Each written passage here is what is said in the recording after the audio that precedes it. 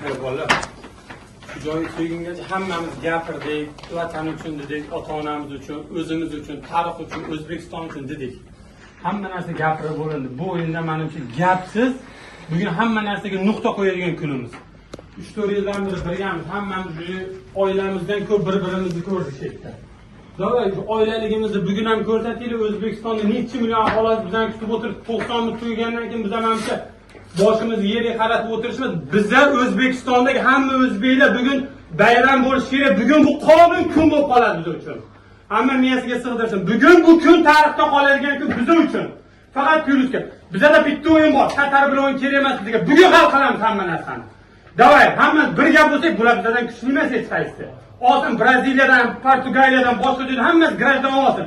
Lekin bugun kim bizga qat'iy nazar oldimizda tursa, Liboyni bugun hal qilishimiz kerak.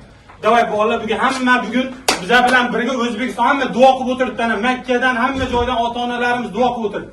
Xudo xolasa hamma narsa yaxshi bo'ladi. Cho'chimasdan 100% beraylik o'zimizdan samaddachi, qolgani Allohdan. Davay bolalar. Tarix bilasizlar, bizni bobolarimiz kimlar bo'lgan. Hech qachon esdan chiqarmasin mana. Kim bo'lish qat'iy nazar hozir qarshilar. Sizlar o'zbeksizlar bolalar. G'urur bilan maydonga chiqib kurashinglar. Shunlarmi? Tarixni bugun yarataylik. Va omad bolalar. Davay bolalar. 1 2 3